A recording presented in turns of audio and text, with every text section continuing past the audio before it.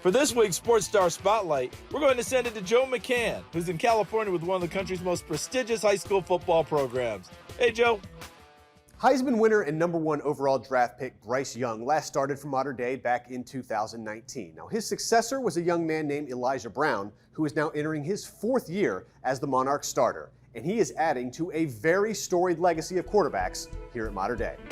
It's the only high school in the country that can claim 3 Heisman Trophy winners. In addition to Young, Mater Dei alumni Matt Leinart of USC and John Hewart of Notre Dame won the award in 2004 and 1964, respectively. Add in some other high-profile recruits like JT Daniels and Matt Barkley, and this school has quite a history of producing college and pro signal callers. It's been a great journey. I was fortunate enough to start as a freshman. A bunch of the seniors took me under their wing, and it started from there. So getting to teach the younger guys kind of all the wisdom that the older guys taught me. So it's really been a great journey. While the standard is high, Elijah has more than lived up to it.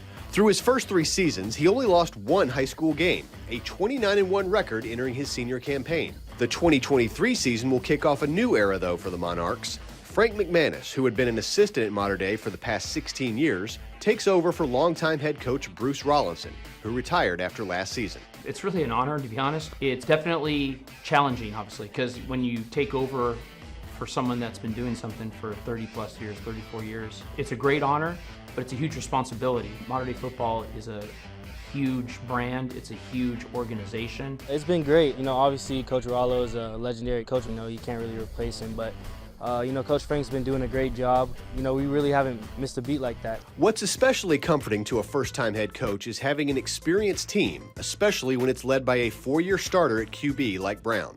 His freshman season was limited to 5 games due to COVID, but the total numbers entering this year are still impressive.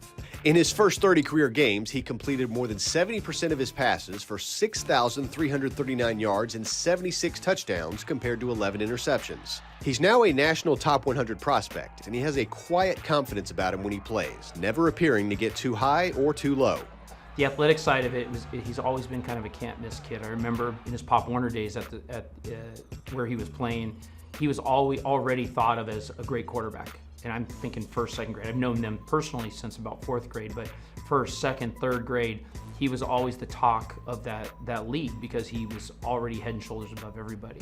I use this word a lot as I'm reserved. So some people, they say, oh, you don't really have that much emotions, and that's just me. The one thing not to mistake though is he looks very cool and poised, but he's an extremely competitive young man. I mean, that is to say the least. He's extremely competitive because I remember as a freshman coming in, you've got to compete for everything at Mater Dei, right? And I think his freshman year, we may have had 5 or 6 guys that had either transferred in or were here that were looking for that starting spot once Bryce had left. Well, he just kept competing and competing and competing, and ultimately, at the end of the day, when everything was done, he was the last man standing and got the starting job. I'm definitely confident when I go out there. Part of my confidence is I know that I can trust the guys around me.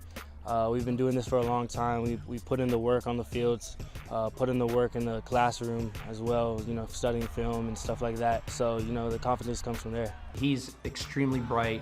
He's well seasoned in the offense, understands the pass concepts and so forth.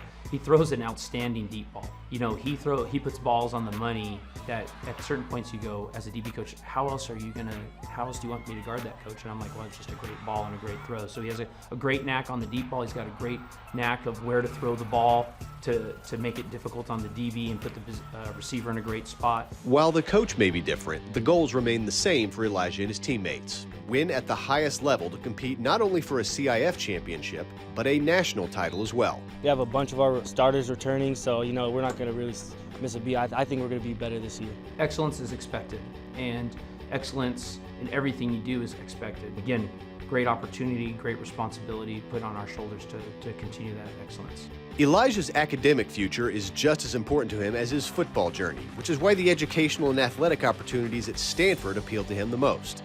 And he is verbally committed to the Cardinal. It's a new coaches, new coaching staff came in. They're doing a great job. You can really see it with the players. The players are happy. And then, Stanford, the degree is amazing there. You can't really beat it anywhere else. When he moves on to the next level, he'll proudly carry that label of being a Mater Dei graduate. And he welcomes the expectations that come with that. and there just might be some Elijah Brown gear hanging in this hall in the future. It is a 4-year process to become a Monarch. That's the biggest thing I've enjoyed watching is that transformation or that progression through the Mater Dei high school experience. My dream is to make it to the NFL, so I think I'm on path to doing that right now, and hopefully I surround myself with the right people who can help me get there. I have been recently, going to Mater Dei. There's definitely people like that I come in contact with that will help me reach that next level. In Santa Ana, California, I'm Joe McCann. Thanks for checking out Sports Stars of Tomorrow on YouTube. If you enjoyed this video, please be sure to give it a like and please subscribe to our channel so you see all of the latest content.